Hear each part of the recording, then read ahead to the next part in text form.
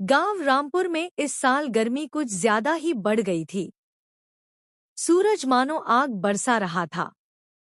सुबह होते ही लू चलने लगती और दोपहर तक हालत इतनी खराब हो जाती कि लोग घरों से बाहर निकलने से डरते थे। इसी गांव में रहने वाला रामू पहले से ही बीमार था। उसे बुखार और कमजोरी रहती थी, लेकिन इस बढ़ती गर्मी ने उसकी हालत और बिगाड़ दी। रामू की पत्नी सीता बहुत चिंतित थी। घर में न तो पंखा ठीक से काम करता था और न ही ठंडा पानी आसानी से मिल पाता था। हर दिन सीता रामू के माथे पर ठंडे पानी की पट्टी रखती और भगवान से उसकी सेहत के लिए प्रार्थना करती।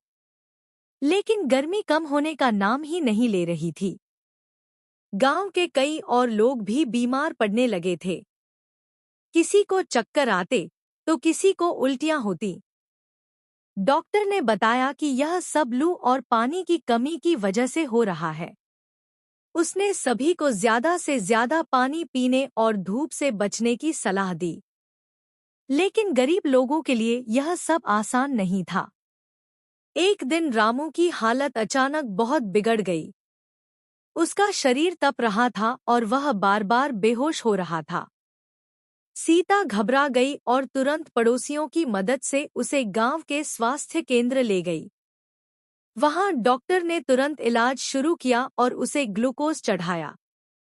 डॉक्टर ने सीता को समझाया कि गर्मी के समय बीमार लोगों का खास ध्यान रखना बहुत जरूरी है। कुछ दिनों के इलाज और देखभाल के बाद रामू की हालत धीरे धीरे सुधरने लगी। सीता ने भी डॉक्टर की सलाह मानते हुए घर में साफ सफाई रखी, ठंडा पानी जमा किया और रामू को धूप से दूर रखा। गांव के अन्य लोगों ने भी इस घटना से सीख ली और अपनी सेहत का ध्यान रखने लगे। आखिरकार कुछ हफ्तों बाद मौसम थोड़ा ठंडा हुआ और लोगों को राहत मिली। रामू अब पहले से बेहतर महसूस कर रहा था। इस कठिन समय ने पूरे गांव को यह सिखा दिया कि बढ़ती गर्मी में सावधानी और देखभाल ही सबसे बड़ी दवा है।